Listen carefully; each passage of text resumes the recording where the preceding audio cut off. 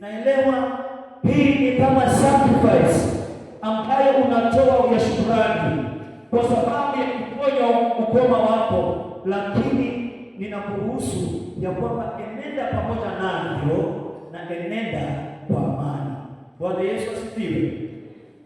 Enenda navyo kwa amani.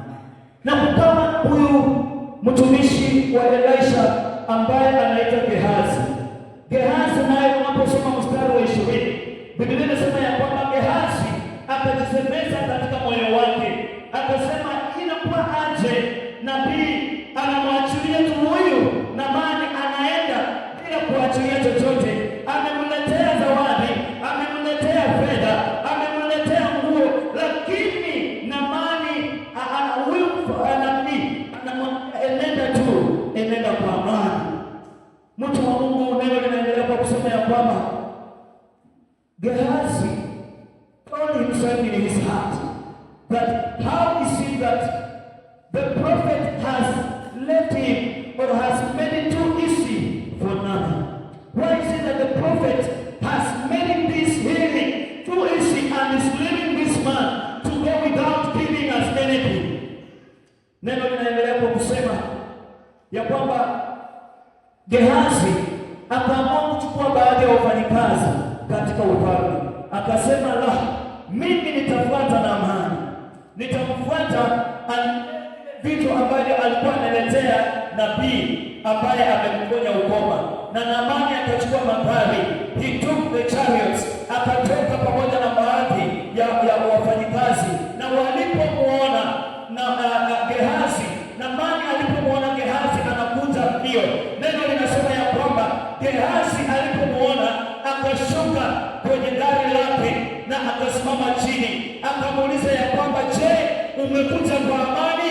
Je, yote yako sawa? Je, ni salama na mimi ama namna gani?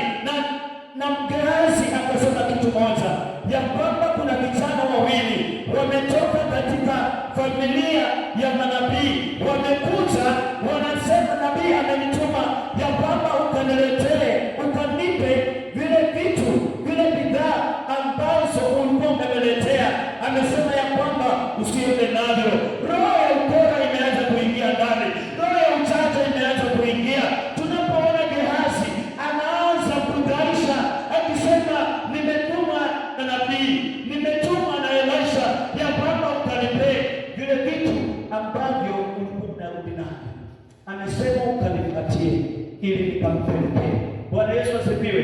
Unapoendelea kusoma Biblia inasema ya kwamba na Naamani yule ambaye alikuwa ameponywa akasema ni sawa. Hata Naamani mwenyewe akamwomba Gehazi ya kwamba tafadhali chukua. Naamani akaanza kumwomba Gehazi kwa sababu anaona vitu alivyokuwa amebebea nabii bado anarudi navyo.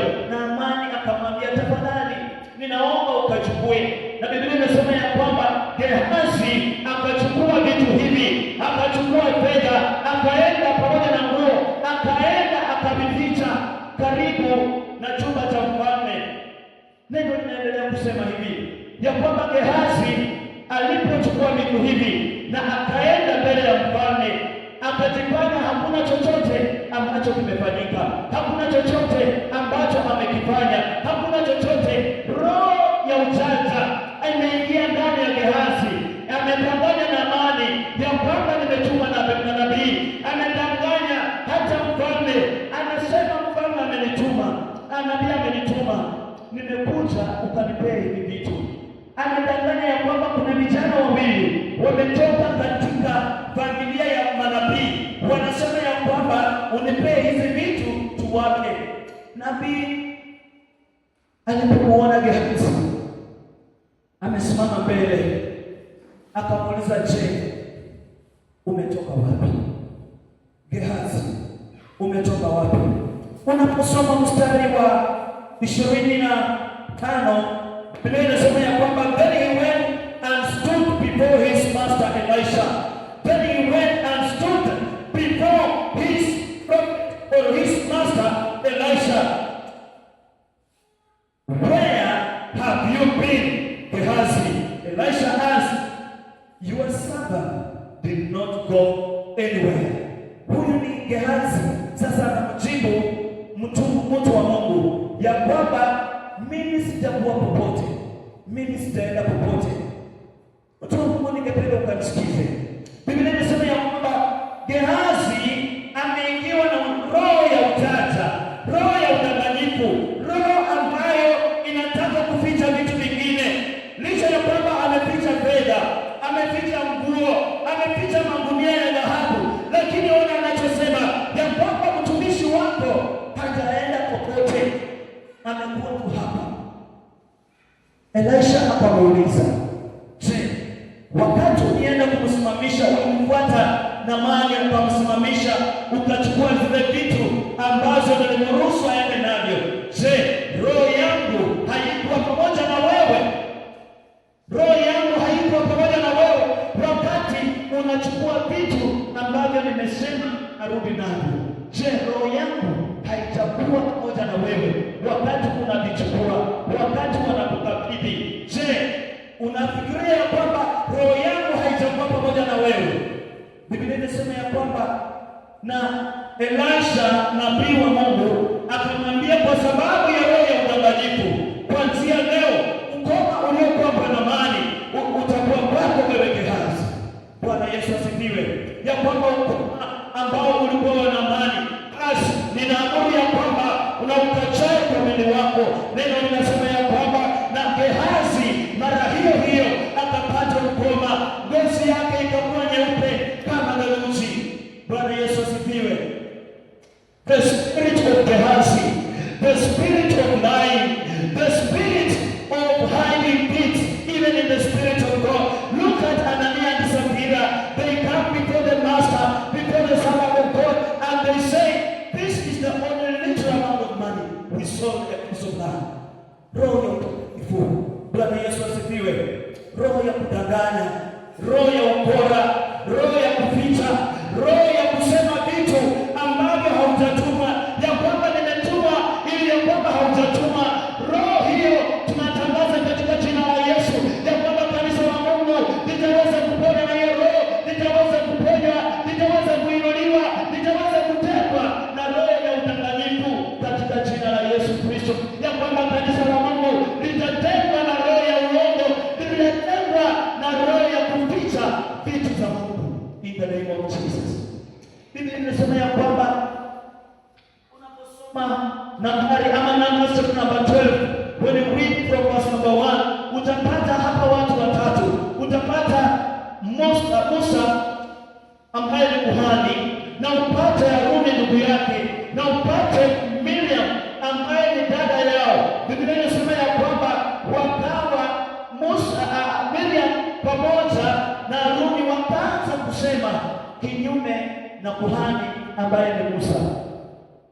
Wakaanza kusema kinyume, wakaanza kunena kinyume na kuhani wao, wakaanza kujificha, wanasimama kando kwenye kona, wanaanza kudiscuss the priest who is Moses. Biblia inasema ya kwamba Mungu akasikia toka mbinguni, akashuka chini, akaingia kwenye hema lake, akamwambia, ninyi watatu tokeni nje ya hema. Let us get outside the tent. Let us get behind the tent. There are things that I want us to discuss. Hawa wanaongelea Musa kini ya kwamba kwa sababu Musa anatumika na Mungu peke yake. Musa, kwa nini Musa ati Mungu anamtumia yeye peke yake? Kwani sisi Mungu hawezi kutumia? Kwa nini? La pili, why has Moses married a Cushite wife? Bwana Yesu asifiwe. Wanaanza kulalamika, wanaanza kunung'unika, kama vile Gehazi ananung'unika.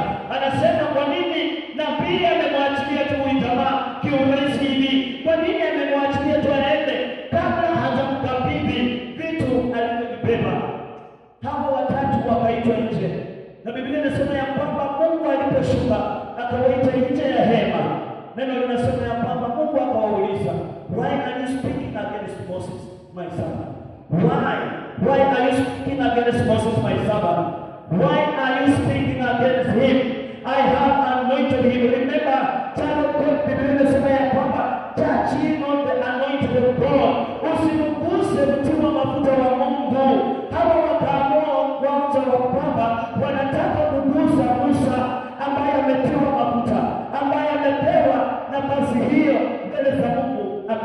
mbali. Neno linasema Mungu aliposhuka akamwambia Miriam ya kwamba kwa sababu umenena kinyume na huyu sasa ni zaidi ya ndugu yako, huyu ni kuhani wako, kwa nini unanena kinyume? Kuanzia leo pokea ukoma. Bwana Yesu asifiwe. Mara hiyo neno linasema ya kwamba Miriam ngozi yake ikabadilika ikawa nyeupe, akapokea ukoma.